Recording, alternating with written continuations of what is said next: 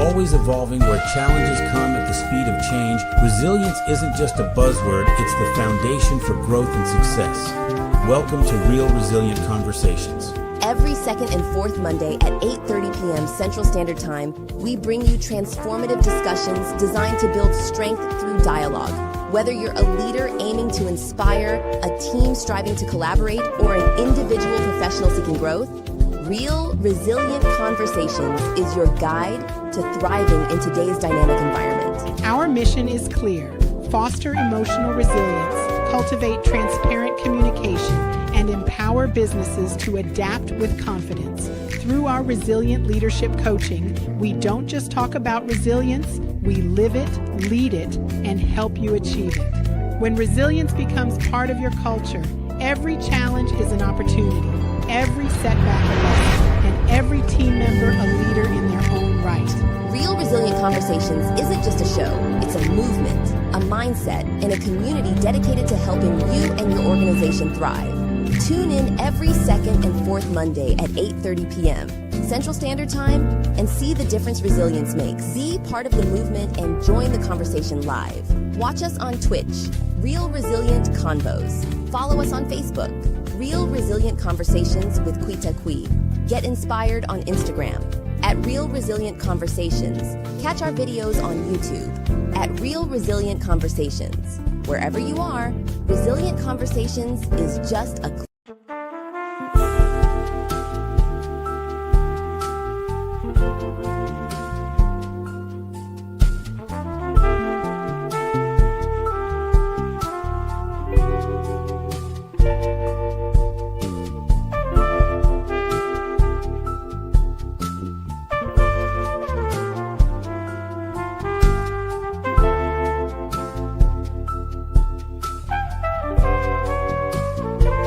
In a world that's always evolving, where challenges come at the speed of change, resilience isn't just a buzzword, it's the foundation for growth and success.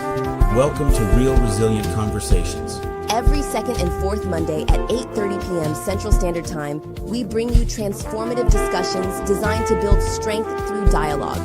Whether you're a leader aiming to inspire, a team striving to collaborate, or an individual professional seeking growth, Real Resilient Conversations is your guide to thriving in today's dynamic environment. Our mission is clear: foster emotional resilience, cultivate transparent communication, and empower businesses to adapt with confidence. Through our resilient leadership coaching, we don't just talk about resilience, we live it, lead it, and help you achieve it. When resilience becomes part of your culture, every challenge is an opportunity, every setback a lesson, and every team member a leader in their own right. Real Resilient Conversations isn't just a show, it's a movement, a mindset, and a community dedicated to helping you and your organization thrive. Tune in every second and fourth Monday at 8:30 p.m. Central Standard Time and see the difference resilience makes. Be part of the movement and join the conversation live. Watch us on Twitch, Real Resilient Convos. Follow us on Facebook, Real Resilient Conversations with Quita. Get inspired on Instagram at Real Resilient Conversations. Catch our videos on YouTube at Real Resilient Conversations. Wherever you are, Resilient Conversations is just a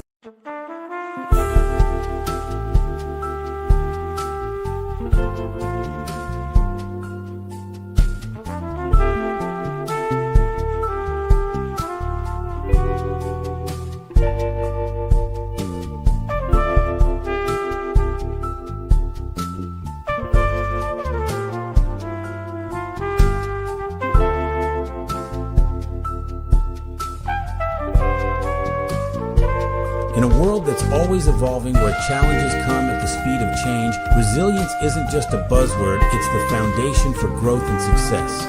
Welcome to Real Resilient Conversations. Every second and fourth Monday at 8:30 p.m. Central Standard Time, we bring you transformative discussions designed to build strength through dialogue. Whether you're a leader aiming to inspire, a team striving to collaborate, or an individual professional seeking growth, Real Resilient Conversations is your guide to thriving in today's dynamic environment. Our mission is clear: foster emotional resilience, cultivate transparent communication, and and empower businesses to adapt with confidence. Through our resilient leadership coaching, we don't just talk about resilience, we live it, lead it, and help you achieve it. When resilience becomes part of your culture, every challenge is an opportunity, every setback a lesson, and every team member a leader in their own right. Real Resilient Conversations isn't just a show, it's a movement, a mindset, and a community dedicated to helping you and your organization thrive. Tune in every second and fourth Monday at 8:30 p.m. Central Standard Time and see the difference resilience makes. Be part of the movement and join the conversation live. Watch us on Twitch, Real Resilient Convos. Follow us on Facebook, Real Resilient Conversations with Quita. Get inspired on Instagram at Real Resilient Conversations. Catch our videos on YouTube at Real Resilient Conversations. Wherever you are, Resilient Conversations is just a click.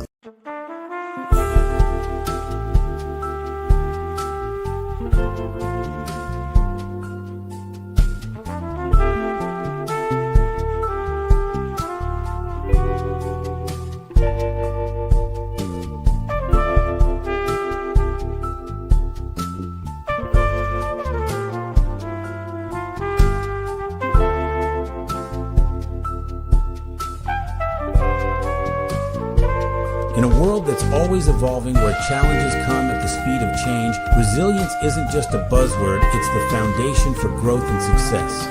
Welcome to Real Resilient Conversations.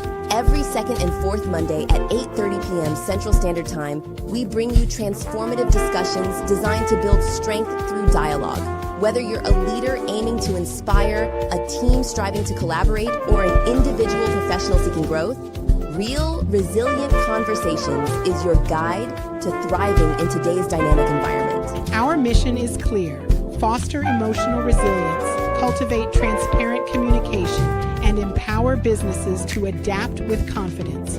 Through our resilient leadership coaching, we don't just talk about resilience, we live it, lead it, and help you achieve it. When resilience becomes part of your culture, every challenge is an opportunity, every setback a lesson, and every team member a leader in their own right.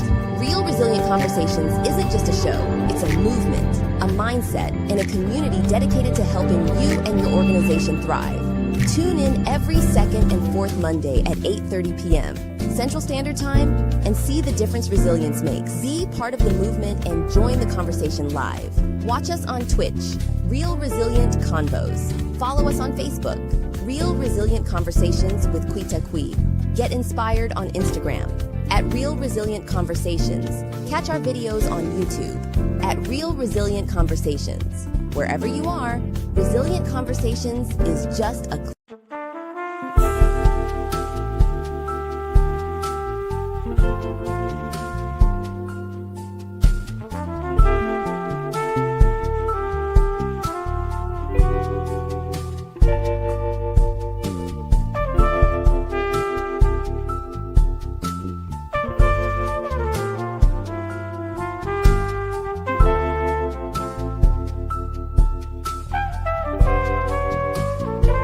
In a world that's always evolving, where challenges come at the speed of change, resilience isn't just a buzzword, it's the foundation for growth and success.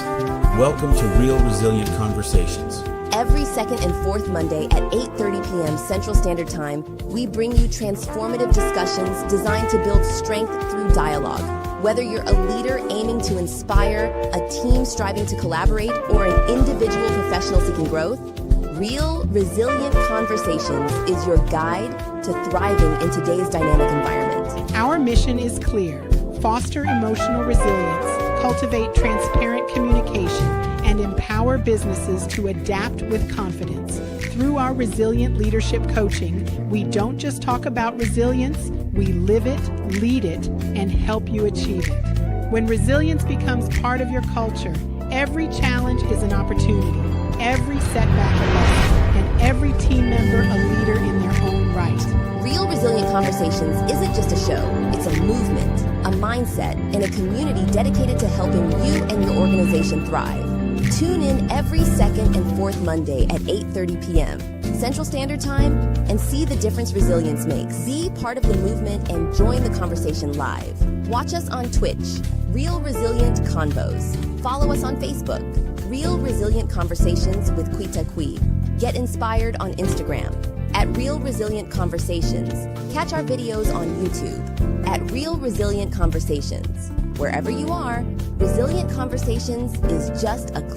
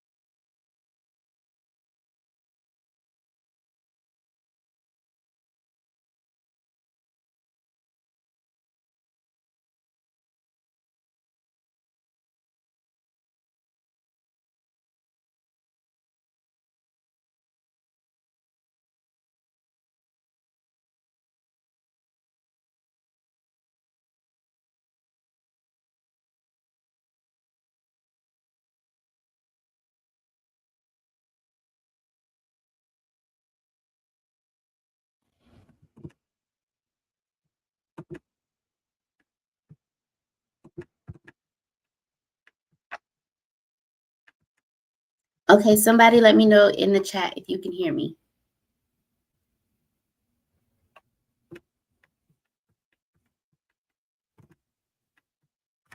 Can you hear me now? Anybody? Somebody? Okay.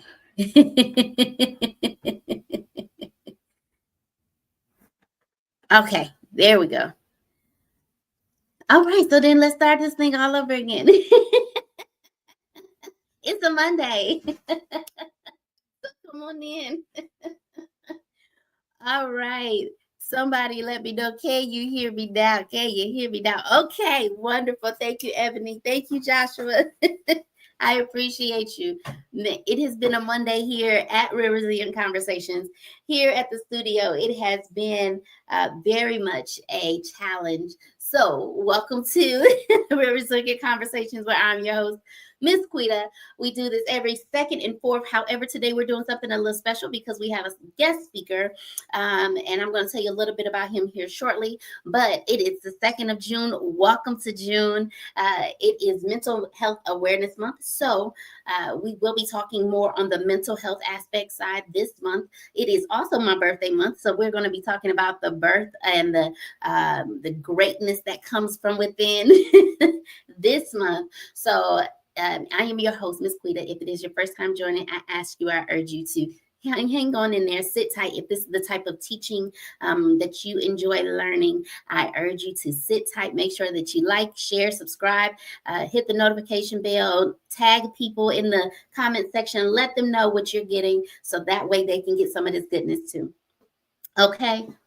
So with that being said, I'm going to try and jump a little faster because now we have taken up much time. There has always been a challenge here at the Real Resilient Conversation studio, but we are appreciative of you that still come in, join in to hear what we have to say. So with that, I am honored for you to stop by. I thank you. I love you. I appreciate you. Welcome back, my R2Cs, my Real Resilient Conversation crew. I love y'all. Thank you so much for coming back each and every time to make sure that we give you the tools necessary for your resiliency and to make sure your tool belt is filled and ready for every challenge that may come. So once again, make sure that you don't forget to hit the notification bell. I know somebody said that they get it and sometimes they don't get the notification. So I hope this time you are able to get the notification because we are on a different week than we normally are. All right. Woo. Woo, already. Okay. I don't know what happened there. Okay. I promise I tried not to touch anything. So if it's not for you, make sure that you know this information. If it's not for you, then still share it. It may be for someone else that needs to hear this goodness. So, ladies and gentlemen, without further ado, let me introduce to you my guest speaker for the evening, the one that decided that he's going to take the time to come on in and join in with us here at the Real Resilient Conversation. The partnership that we have here in our studio. So he is a San Antonio resident. So he's right here in San Antonio with me. He's a chef, a full-time soldier. He's a volunteer fighter. He does MMA. He's a man that has so many hats. When I talked to him, I was blown away. So ladies, I think he might be single too. Don't hold me on that. He is the author of a book by the title of Heart of a Warrior, Unseen Battles. And I cannot wait to buy my copy. And let me tell you, the copies are all over the world, and he will talk about that later on. But he talks about the mind of a soldier facing the struggles, especially when we're talking about mental health awareness. So we want to talk about those that have unalived. So that is a warning for all of you out there. If you have difficulties with the words of unalive or mental health struggles, this may be the time for you to tune out on this particular show and come back and see us next week. Okay. But so that is a trigger warning for those of you out there who may struggle with the unaliving of people and those that have gone through self-harm. Okay. So once again, this book really highlights the mind of a soldier. It talks about the struggles and the hidden struggles that they don't talk about. And not just of a soldier, but this is for all, right? This poetry book, it is a book of poetry, which is very exciting. So for those of us who are into the arts, that's exciting in itself. But the poetry book explores the emotional and the mental challenges that the soldiers face. Now, even though they're talking about soldiers, that's still for the military as a whole, right? It's really shedding light on understanding the the connection to the world, how they struggle with the connection to the world, and people feel disconnected. And I know we've talked about disconnection in the past. However, we want to just really highlight that. Once again, it is my true pleasure to introduce to some and let others know how amazing this gentleman is by the name of Mr. Daniel Bolton. Mr. Daniel, are you still there? Let's bring him in if we can. Can you hear me? All right. I think I can hear you. I can't see you, Okay. but I think I can hear you. Uh-oh. All right. Once again, let's try it one more time. All right. Can you hear me? Yes, I can hear you. Okay. Wonderful. I do apologize if there is a echo. All right. You just let me know. No, you're fine. I hate that the ladies can't see you. I just told them how you may be single. I know. I'm so sorry. I can't help it. I tried to fix it and it wouldn't work. I apologize for that. No worries. No worries. Ladies, you just going to have to go onto his social media and see him, I guess. So, Mr. Bolton, if you could tell the people about yourself and about your book, just give them some background of who you are. Well, basically, I grew up in a small town, Paris, Texas. I lived there for a long, long time, and then I moved to Austin, Texas, and then went through some struggles through a rough divorce that kind of landed me homeless. And I built myself up from that. I was, like I said, I've been a volunteer firefighter and a military soldier for a while, and then got medically discharged. Throughout that time, I was did semi-pro football and a little bit of amateur UFC fighting, and then I just found my calling for food because I just felt like it was a way to express how I felt in life on a plate. Mm-hmm. And my favorite joy was just as soon as I made the food, just getting that pleasure from watching people express themselves and being excited and smiling from that the art that I put on a plate. And it was so delicious and make them smile. And you're part of their memories. And not only are you a part of their memories, but you're also something that can brighten their day or upset their day, depending on how you put it on a plate. There it is. There it is. But you know. yeah, exactly. But yeah, so I went through I have done 3 combat deployments. I had but I've lost a lot of soldiers to suicide and a baby brother here recently. It's been about 6 months now. Gosh. And so it was really hard on me. But while I was homeless, I was at this homeless center for veterans. Mm-hmm. And I was going to therapy, and they told me, "What are you doing for your mind?" And I said, "Well, working out." And he was like, "No, what are you doing for your mind?" Mm-hmm. And I said, "Working out." He's like, "No, we're gonna have to get something more creative than that." Right. Yeah. So I started doing poetry, and the workers started reading it, and they said, "You need to publish this. This is great writing." And so I put it on one of those free publishing sites. Amazon found the first poem and bought it. And after they bought it, they started getting a lot of hits for it. And then they called me back and do you have any more poems? And I said, yes, I have 8 more.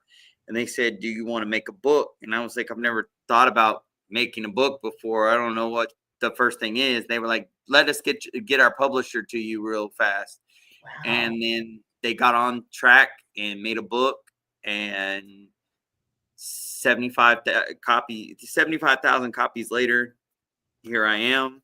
And so it's been a roller coaster. Ooh. It's been something to go through.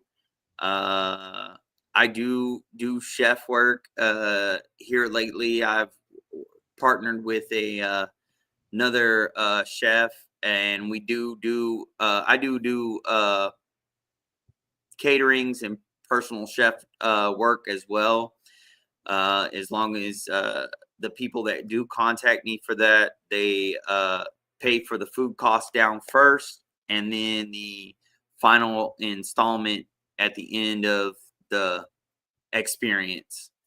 Other than that,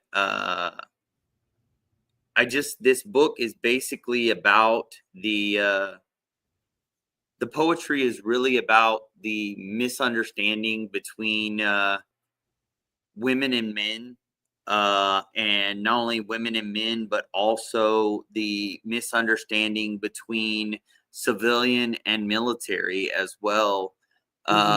Because the civilians see us as this superhero, or they have this personified commercial look of us, and some of us have done some stuff that if we were to do it over here, we'd go to prison for. And I think we did live with these demons on a daily basis, and a lot of people don't understand that. And when we do share or try to share that, we're pushed aside or misunderstood. And I think people need to be more, handle it with a little bit more grace. Okay. And that's pretty much what the book's about. And I'm trying to get it's something that really brings something joyous to my heart, because I'm about bringing people together and stopping suicide. And not only suicide, I feel that a lot of suicide comes from miscommunication between men and women, because I foresee that a lot of the times it's not that someone hates somebody or dislikes somebody or whatever. It's just the miscommunication of what we perceive of somebody. Right. And and I feel that they just need to connect better. And if we learn to connect better as a whole, that we would have a lot more successful relationships instead of divorces.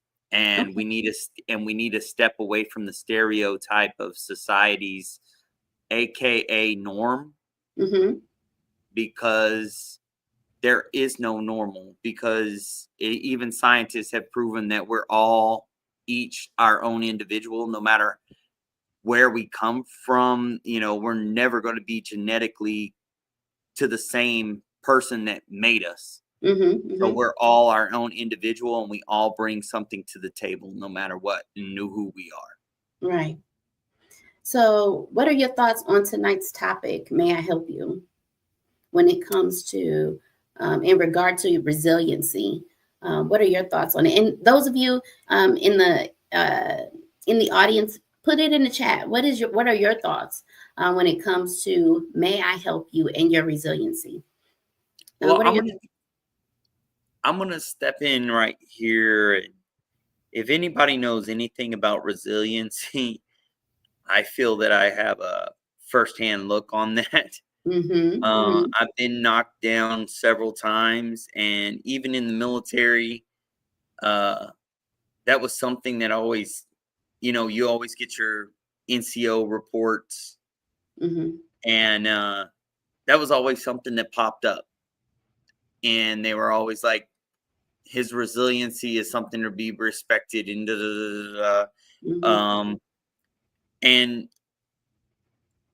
I think that's something in this world that no matter how horrible a hand we get dealt, as long as you can find some kind of peace in some way to reach down deep and build yourself to keep going, because as soon as you let yourself quit, or as soon as you let yourself down, that's Mhm. when you're defeated. That's when things get worse. Mhm. So you need to drive even harder and harder than you've ever driven before.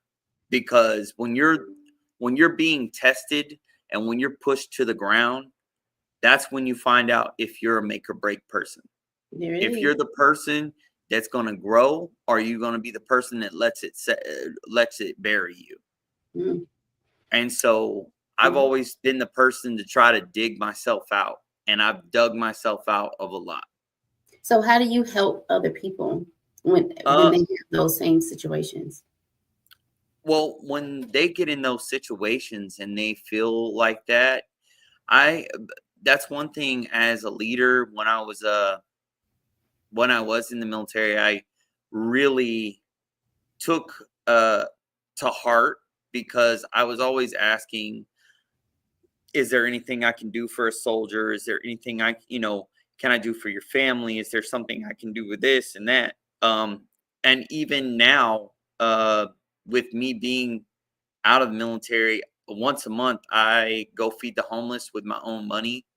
Not only do I feed the homeless with my own money, that's one thing that bothers me a lot, is everybody's all worried about these name brand clothes and all this other stuff, and they don't see a person for who they are. Right. And that's something that I think everybody needs to recalibrate, is Mhm. how we look at people. And it shouldn't be about who's driving the most fancy car, or who's driving the most, or wearing the most fancy clothes. I think it should be more about, what's this person doing for other people? What's this person? How does this person treat other people? Mhm. My grandmother always told me, you always treat people the way you want to be treated. And she was the only woman in my life, because I came from a broken home, Mhm. and my grandmother was a very strong woman, and taught me old fashioned ways of being chivalrous and being very gentlemanlike, but also to always put other people first Mhm. before yourself, but don't put yourself out. That's a strong comment in itself. Yeah. Now, how do you balance the support with your self-care? With my self care, I find it very simple and very easy to do with my brother and sister, who are right here in San Antonio as well. Okay. Uh, I come from a family of 7, so I've got Goodness. I've got a load to carry. Uh, but yeah, but my brother Brandon Morgan, he is a great man. He's always there in my corner, and He's I online have a watching. I see him. do what? He's Oh, online. yeah, I see yeah. He's him. a great man. He's always been there when I need him, and on top of that, he's when I've felt like I was lost, he was always there to be the support for me. Mhm. And on top of that, I've always been there for him too. Uh, and on top of that, I've had several good friends from Paris, Texas, that have been there multiple times for me, and I couldn't, you know, I couldn't do things without them either, Mhm. and so I appreciate them greatly.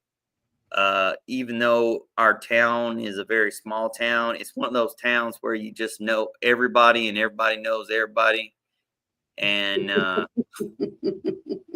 I mean, they get they get all riled up about who's owning what and who's doing what. You know what I'm saying? And Yeah. but at the same time, it's still down to earth and type of town, and Okay.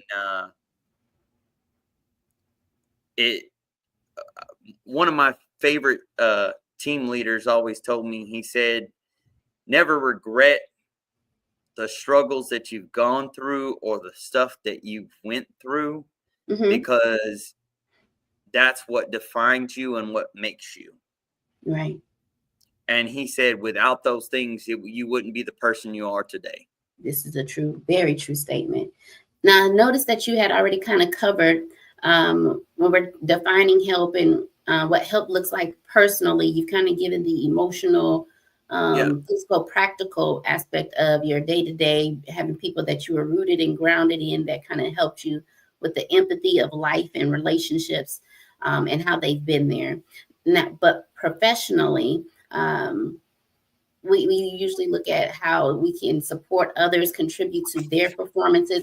You kind of hinted on that when you talked about the military aspect, development, well-being. That was all kind of involved into the military aspect on how you helped others. But in essence, the professional help is usually, it aims to really uplift, clarify, empower, not control or rescue, but it's about building a bridge and not creating a crutch. Yeah. Go ahead. No, I agree with you 100%. And that's one thing that I steer away from, is not trying to, even as a chef, right? You have to be a leader inside of a restaurant or kitchen, and you have to build these bonds and lift people up and not control them, because these people you got to understand that some of these servers, they're only working for like $2.50 an hour, and living off of tips. Right. And they're meant to sit there and smile and do all this other stuff. And some of these people are tipping them only $1, $2 a meal. And you got to understand, these people, they have kids, they have families, they have things like that. And that's one reason why when I took my role as a chef, I felt that it was my need to take care of my staff and make sure that they had food every morning. I would always make sure that there was, food, breakfast, tacos or something.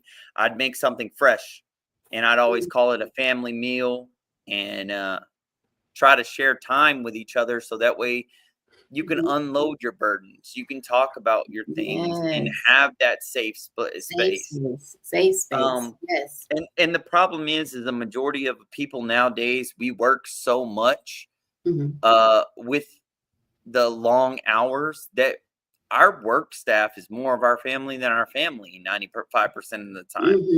And so people don't really understand that. And the thing is that you should be able to trust those people, and you should be able to care for those people. Just like, that's one thing I loved about the military, is these are people that I never knew. I don't know where their background, I didn't know where they came from, but we deployed together and we became family. And their mothers came, my mothers, so forth and so on. Right. And everybody just doesn't really realize that we're just trying to get through life and make the best of it. So why would you want to add to that burden? Right. So as a professional courtesy and as a professional aspect, you should build a bridge to make that comfort, to make it where you're approachable, to be the person that they come to and say, hey, I got kicked out of my apartment. I'm lost. I don't know what to do. Can you help me out? Is it, here, I'll give you a place to stay for a couple nights, or, build that bond with these people, because these people are freaking amazing people. Right. And you just jumped right into my next topic, which is the community help. Your outlook on help and helping others in the midst of everything that you've been through, everything that you've gone through, you understand how you can make a difference by helping others, by really connecting shared experiences or understanding what it's like to be homeless. So when people needed help with their bills or needed a place to stay, you knew exactly what to do. You just jumped right into action.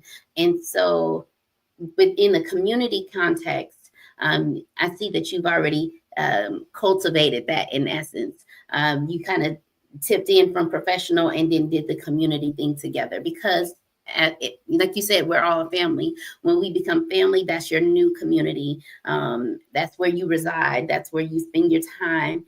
And when you do that, do you feel like there is a personal story that you have offered help, a little bit more in depth, that you've offered help or that you received help and you were able to grow in your resiliency? Anything that you think of?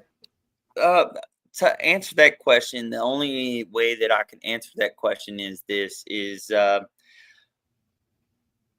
my whole life, I've never really had anybody but Brandon Mhm. that's been in my corner. Mhm. I've literally done almost every aspect on my own. I grew up in a family that was very tough love. You figure it out, you're a man type thing. Mhm. And Mhm. I think that's something that in this, I think in this society today, and that's one thing that I've learned is because of the help that I received from this lovely VA homeless center and, you know, these and my brother, um, and the support that they gave me, that it built me up to know that I was not done yet. I Mhm. knew that I had more to give and that it doesn't matter because society has this stigma of what success should be Mhm. or Mhm. what things should be. And Mhm. believe it or not, success is what you make of it. Right. And not only that, that's just like caring for people is what you make of it. And if you treat somebody the way that you want to be treated, that's just like if I go out to the homeless, right? I want to Mhm. treat them the same way that I would want to be treated. Mhm. If I'm in a relationship or if I'm talking to somebody, be it that be in a romantic relationship or a friendship, uh, I should be treating you the way I want to be treated. Hey, you look very nice today. Oh wow, you smell really nice today. Mhm. Um, recently, I got an opportunity to talk to you before the show, and I Mhm. told you that it had been 15 years before I even received a simple compliment from women to say, "Oh wow, you're good looking," or "Oh, you smell nice."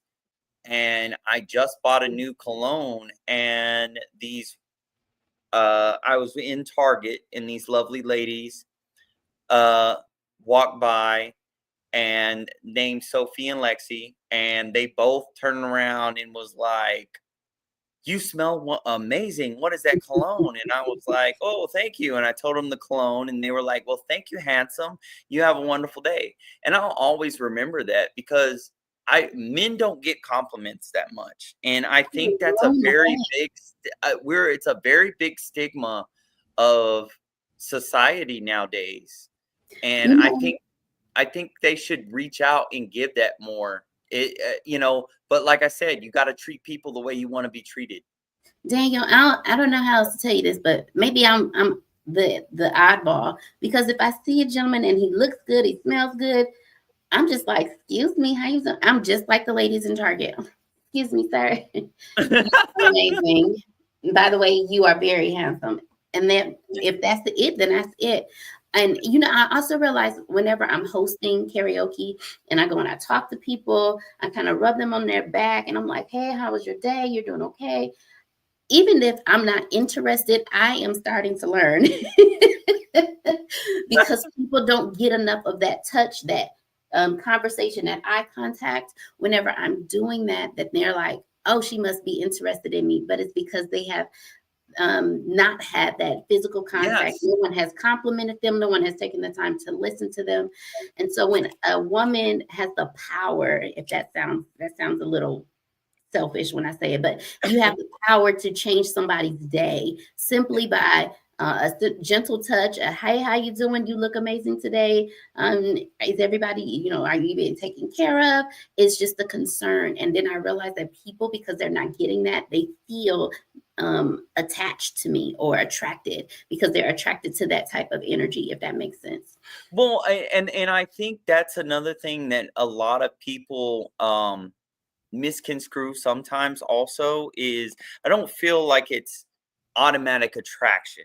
You know what I mean? It's just that they don't receive that kind of attention. And Mm-hmm. so when you do receive that kind of attention, you indulge, you're like, oh, look, somebody that appreciates me. I really want to know more. Like it makes you divulge and you want to dive in more because if you were to do that to me, I would want to know more about you. I'd want to talk to you more because it makes it more of a personal thing and you really want to actually know the person because the person is actually taking the time to give you a compliment.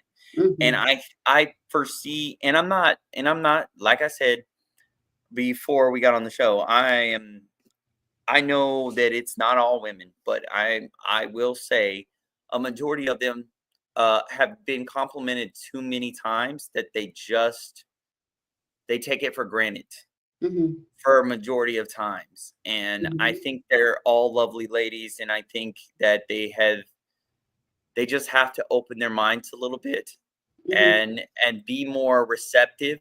And I understand that there are some of these playboys out here that like to personify that they're a good guy, but they're really not.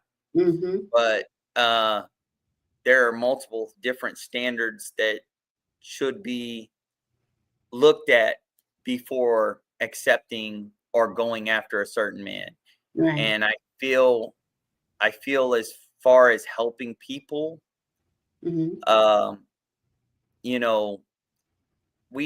going back to the suicide part, I have to touch base on this because it holds very dear to my heart because I went to the 2 deployments with this soldier. He was a great man and a really friendly guy, but his height, he was only 5'7". And due to the rigorous standards that majority of women have nowadays, forced him to take his life because he felt his purpose was to have a family. And every time that he would talk or do something or get to certain aspects of the dating portion, the first thing that they would say was, well, how tall are you? And he'd be like, I'm 5'7", and they would have nothing to do with him. They would discard him immediately. And what they didn't know is he was such a great person and very ambitious, hardworking man. And on top of that, he actually owned his own welding company. Wow. And he was very successful and then wound up taking his life. That is insane. See, I guess because my mindset is they're still a king. You just call them a short king, and it doesn't matter. They're still a king. You still treat them as such, right? If they are able to lead you, they're able to love on you. They're able to appreciate you. They're still a king. It doesn't matter the height. Now, granted, I'm only 4'10", so it's I like a 5'7" man is tall. It doesn't matter. Yeah. But and I notice even short women, they don't want to talk to short men because they're like, oh, I don't want my kids to be short. I want my children to have a chance to be normal height. And because they don't want to have sons, and then their sons have the same struggle that the father had at being a shorter man, or what they think a man should be. They're like, if they're not at least 5'10", then they're not a man. They're still a boy. All of that nonsense talk is what I call it. But Well, I think you should judge a man on his character that's true. and and how he behaves, Hmm. not what he has or how tall he is.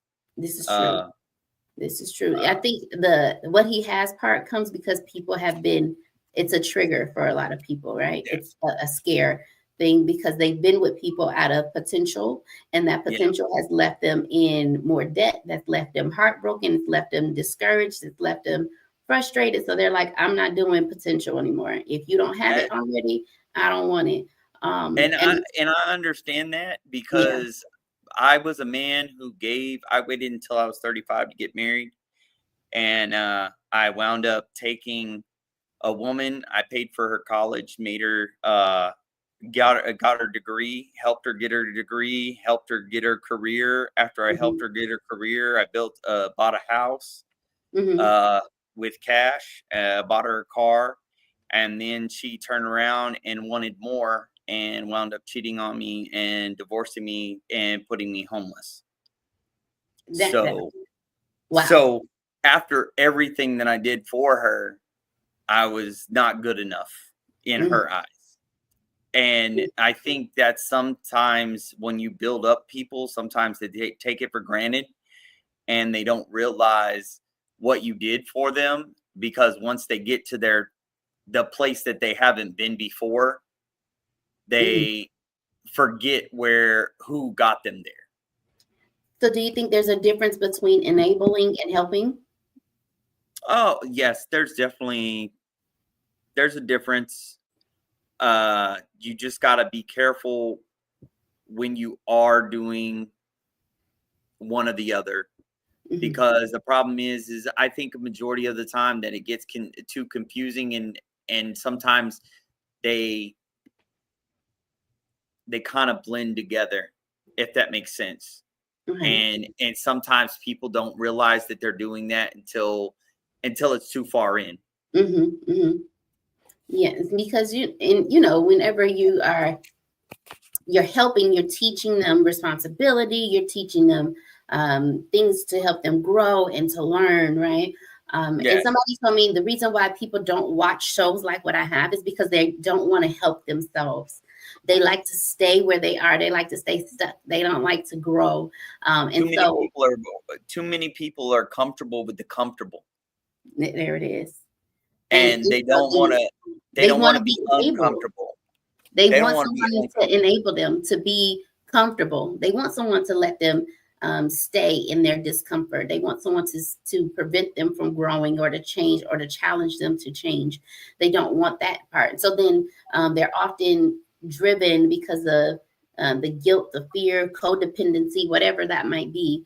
The enabling aspect versus the helping is Yes. they just want someone to do it for them. Exactly. And I Hmm. think that's the problem with a lot of the culture nowadays is everybody's more about me, what can you give me Hmm. instead of how can you help me?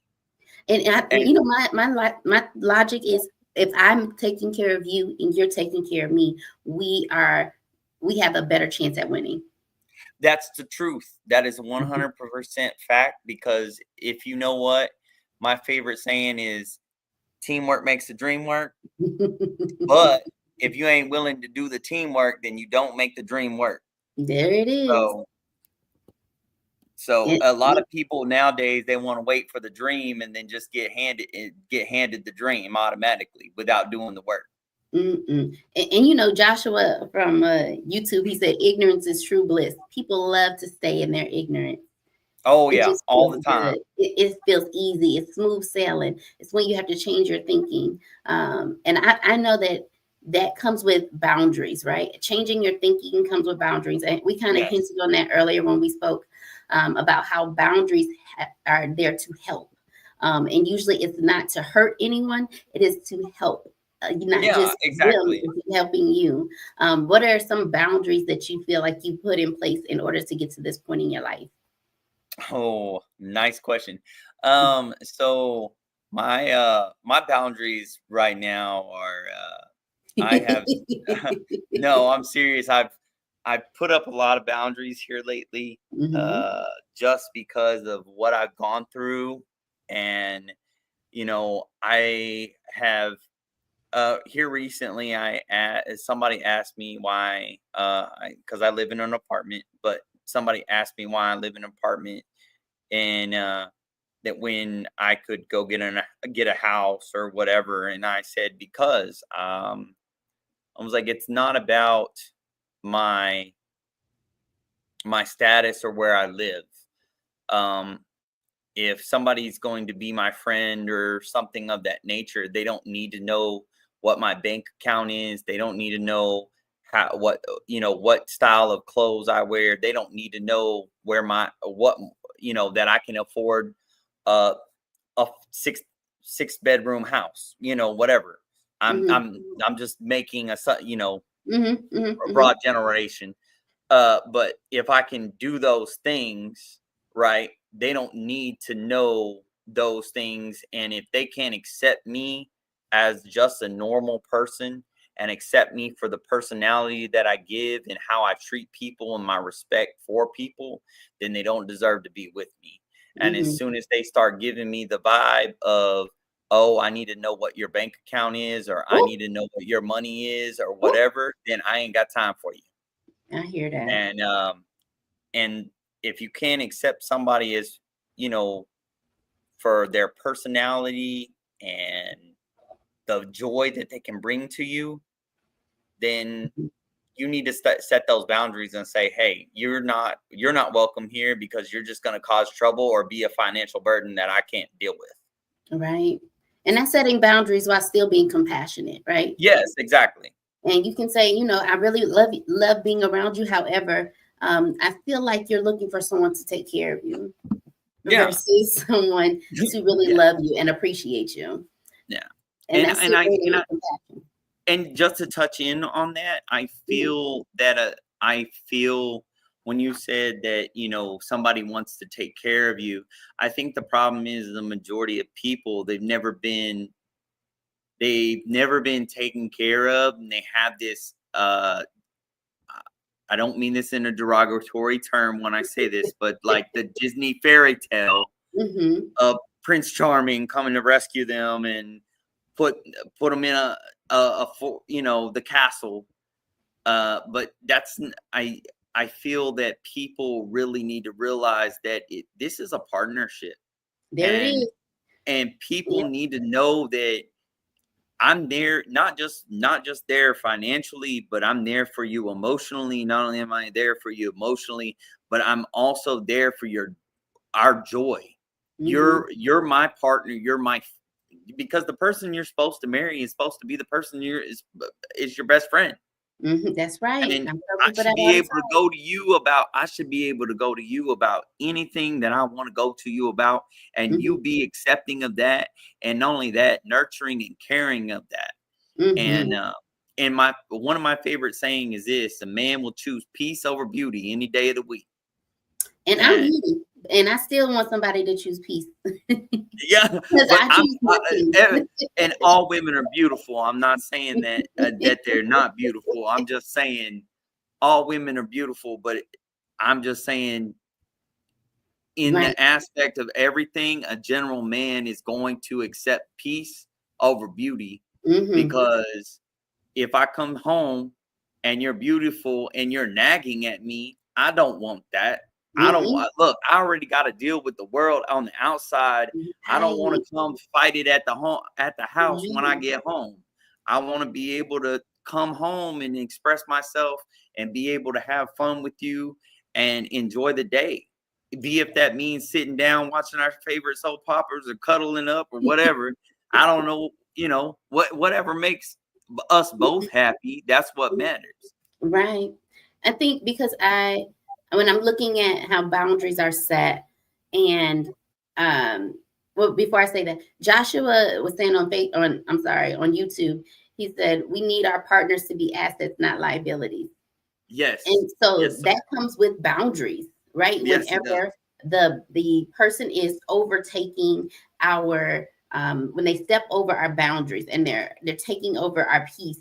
Now they're taking peace away from us. Now they have become a liability. And my thought process has always been, Allow me to be your peace. I know that you've been battling the world all day. Now that also comes from probably my Christian upbringing. It just come from experiences. It's come from things that I have learned over the years. But whenever I'm looking at how do you treat a person, your partner, when they walk through the door, there should be love, joy, peace, happiness when you walk into your house. So when you walk in, it's, hey, babe, how was your day? You had a rough day. No problem. Come on, let me hold you for a second. Decompress.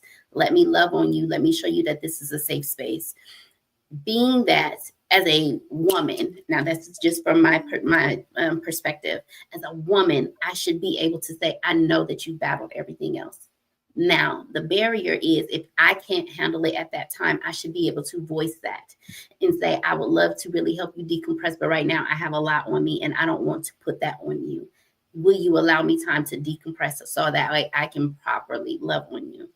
I think that's something that we all should be able to do. I think we all should have that opportunity to decompress, because believe it or not just as a woman do you hold something inside, or you have something that you need to get out and you need to speak. I think that's where,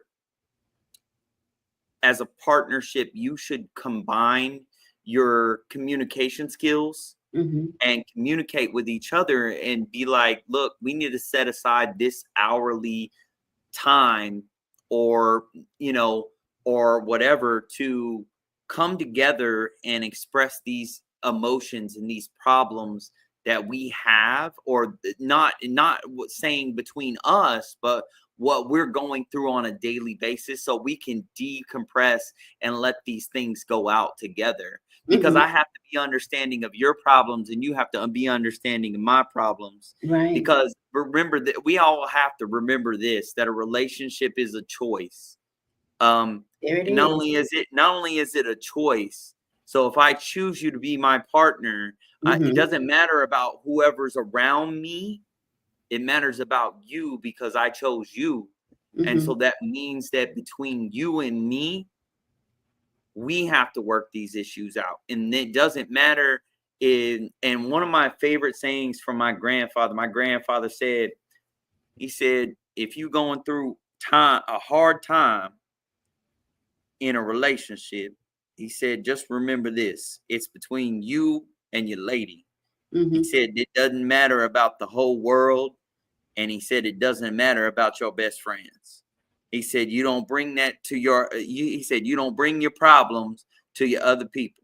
He said, because if you do that, he said, all you're doing is asking for more chaos. He said, y'all are y'all's rulers of your own world. He said, y'all control that. And he said, keep your peace inside your house. Come on. I love that.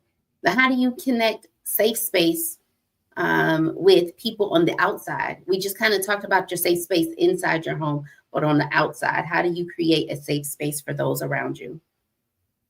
Well, I believe when you create a safe space with people, you choose selectively of your friendships. Not only do you choose selectively of your friendships, because you want friends that are going to be supportive of you and of your relationship and of your goals. And I think, once again, I'm not picking at the women here, but like a majority of the women will be like, they have their single friends and they'll be like, it's girls' night. Let's go have girls' night. And we all know what goes down in girls' night. Y'all don't know. Y'all don't be there. y'all get a little bit frisky. You know what I'm saying? So we gotta tame y'all a little bit to say, hey, y'all can't be doing that. And then on top of that, y'all get the, you got your single girlfriends that get jealous because, and I will agree with one of the. There was a psychiatrist that I did that I was doing research on, and she was saying that women are their worst enemies because your friend, you say you get married and you have a 5-story house with 60 acres and whatever, and goes on and on, right? Well, your friend she's happy for you in the moment. Mhm. But then all of a sudden that envy comes in, and then she's like, well, I want that. Well, why does she get that and I don't get that? Why do I do this and why do I get that? And blah, That blah, wasn't no blah. real friend, though. That wasn't a real friend. No, exactly. And that's the problem, is a lot of those, you get those frenemies that Good. are your friend, but they only your friend when you're single and you're in their status. But as soon as you get wherever they need to go, then all of a sudden they get envious of you and they start causing more issues with your relationship or trying to pull you away from your relationship because of those issues. Mhm. So that's one thing that we should all look out for. It's not just women, but majority of the time it is women that do that, but men do it too. You just have to watch where you go and who your friends are. Okay. All right. I'm trying to be mindful of your time because I know you have another obligation. Yes, ma'am, I sure do. What are your thoughts on resiliency when it comes to helping other people? And how do you stay grounded? Okay. When I to stay grounded, I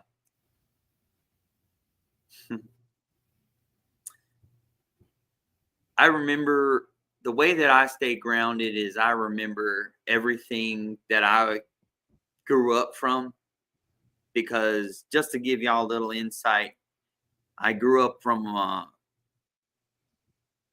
in a small town on the poor side of the family and didn't have I was lucky if I had a pot to piss in. Oh, goodness. And we worked daily and worked hard and lived paycheck to paycheck. Mm-hmm. And I built myself up. But no matter how successful or no matter how my struggles are, I will always remember where I came from, Mm-hmm. because that's the person that made me who I am. And that's where I built my resilience. And Mm-hmm. not only that, my care came from that, because no matter how poor my family was and no matter how broken my family was, they always taught me to treat people the way that I wanted to be treated. And that's one reason why, no matter, my grandfather was a poor pedal farmer, but I swear everybody in Paris, Texas knew that man from Timbuktu. We'd go into the grocery store. He said, I'm only going to be in here 5 minutes. An hour and a half, hour and a half later, we're coming out. But that's what I'm saying is you always got to remember just to take care of everybody and appreciate people. And one thing that, if I can take anything away from anything about this whole thing, is I know here lately in the society, we're trying to cancel out gender and do all this other stuff. But believe it or not, I think we should cancel out race, because I don't think, I mean, my brother is a black gentleman and I love him to death. Mm-hmm. And as far as anybody goes, like, if I was to be with somebody else, I don't see or say, oh, my, this brother or that brother. I always say brother. The only reason I brought it up in this term is just so everybody could, know that I don't see the color, because he's always my brother. Mm-hmm. And I think that that's the problem with today's generation, is everybody's worried about who's Hispanic, who's black, who's this, who's that. It doesn't really matter. We're all human beings, and that we should care for each other, because that would bring unity instead of destruction. Mm-hmm. And I see on here 2 things. Joshua said that we need friends with benefits, where we benefit from friendship, and ones that continue to your growth. And then Mr. Royce said that you're his brother, Daniel Broski. He said y'all are twins. Because y'all both have the bald head with the beard. Y'all are twins. Nice. Thank you. Yes, and I agree with both of them. appreciate I know. it. Heck I yeah. know. I want to know. I just if need the Bam is glasses. still I on just need the glasses now. there. It is. Boom. Boom. Twinsies. I don't There know we go. if Bam is still on here. Your brother was on. I seen him mention something earlier. Yeah. And there he is. There he is. Um, and I just want people to see that your brother came to support you on tonight. That is so important. Yeah. And thank you so much for stepping in and being the brother that Mr. Daniel needed. I mean, I know he told me I've been brothers since you were 5 years old, but to be able to showcase that, I just really wanted to highlight the fact that you have the support of friendship. Since we were talking about that unity and that safe space and having someone there in that safe space. I do want to ask one question. Yes, ma'am. I'm trying to think how to form it. So understanding your why for why you help makes a big difference, right? Yeah. You're understanding where you came from because you're grounded in it, and then where it has gotten you, where it has taken you, the roller coaster, the ups and the downs, and you are able to steward what was given to you, the hand that was dealt to you, how you've had to heal, the challenges you've had to endure, the mental anguish that you've gone through, the physical disappointments that you've endured, and yet you're able to still write a book and tell people about the things that are unseen, the unseen battles, the unspoken battles, the things that people think but don't say. And this is so important. So I really wanted to ask you to share how people can find this book. I know you said on Amazon, correct? Yes, ma'am. They can do it on Amazon right Mhm. now. And not only Amazon, if you can't find it on Amazon, you can always Google Daniel Bolton poems Okay. and I'll pop up. It's there.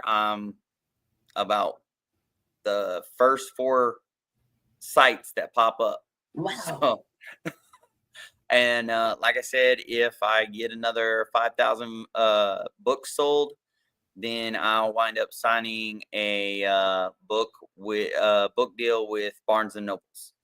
All right, so then let's go ahead and start telling people. Go ahead and let's get Hearts of a Warrior. I want to be there so I can say, this is my friend, this is my brother. I met him along the way. I am so honored that that we have a connection. I don't know if she want me to put her name out there, but that we have a connection that linked us together to really. Yes, it was so wonderful. I appreciate her so greatly. Yes. And I wanted to thank you for letting me come on to the show and do this. It was a great opportunity and I really appreciate it.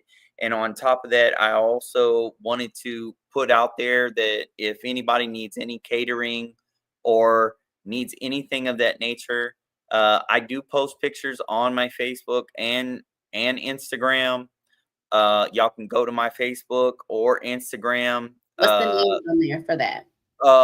The Facebook is just Daniel Bolton, and Instagram is Daniel Bolton 36. I'm concerned about this 36 thing, but I'm gonna leave it alone. No, it was just a number that popped up, and then I went with it. I went with it. So yeah. So, but other than that, I do take pride in my work when it comes to the chef industry, and on top of that, I took a lot of pride in this book. Once, like I said, once it took off, because I didn't think that it would take off. I just was doing it for therapy, and it became one thing after another, and it was a great experience, and I'm glad it became what it became. And so what the devil meant for bad, God turned it around for good, and now look at where you are. I just want to say thank you so much for sharing. Thank you for coming on to my show. I know you could have chosen any other platform to showcase what you have and the things that you have brought to the world. I don't want to just say San Antonio, but you have given this to the world, the opportunity to open up the minds and the hearts of those that have endured some of the hardest things that they can't talk about. And so I am very honored, very thankful that you have chosen this platform to do so. I pray that we have said something that has jump-started your resiliency to really focus in on your mental health, especially this month, that you really think about the things that we talked about and how it has cultivated and really changed even Mr. Daniel's life.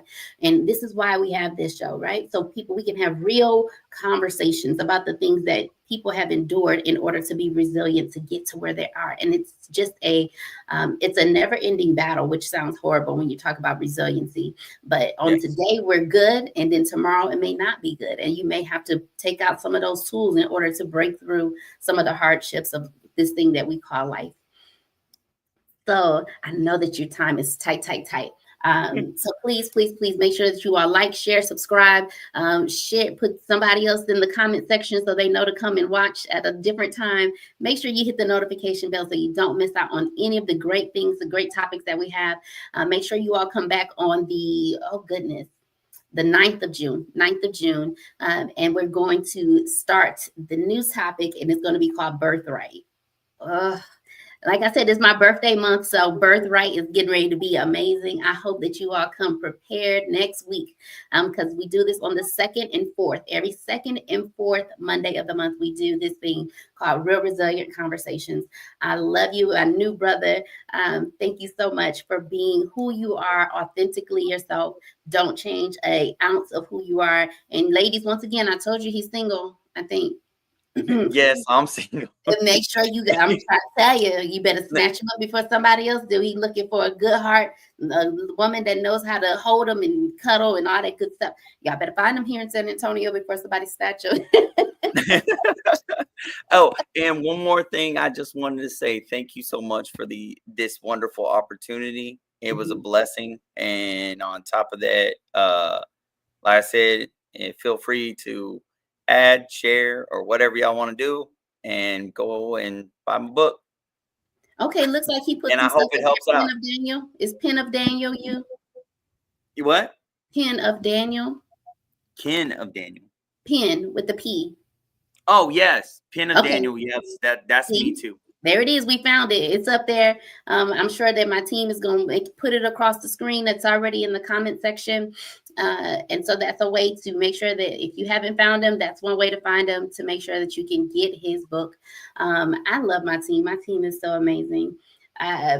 Make sure that y'all share. We're going to be back on the 9th next Monday. Same time, same place with the same face. I love, and appreciate y'all. Until then, love, joy, peace, and happiness. I pray over you until we meet again. Daniel, hang on, okay? See you all later.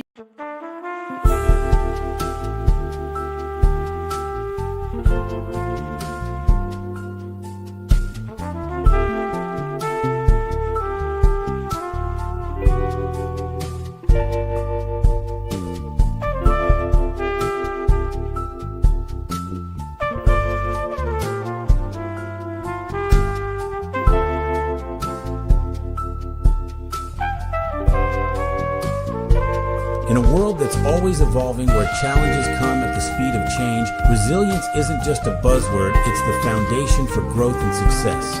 Welcome to Real Resilient Conversations. Every 2nd and 4th Monday at 8:30 p.m. Central Standard Time, we bring you transformative discussions designed to build strength through dialogue. Whether you're a leader aiming to inspire, a team striving to collaborate, or an individual professional seeking growth, Real Resilient Conversations is your guide to thriving in today's dynamic environment. Our mission is clear: foster emotional resilience, cultivate transparent communication, and empower businesses to adapt with confidence. Through our resilient leadership coaching, we don't just talk about resilience, we live it, lead it, and help you achieve it. When resilience becomes part of your culture, every challenge is an opportunity, every setback a lesson, and every team member a leader in their own right. Real Resilient Conversations isn't just a show, it's a movement, a mindset, and a community dedicated to helping you and your organization thrive.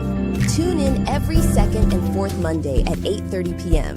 Central Standard Time and see the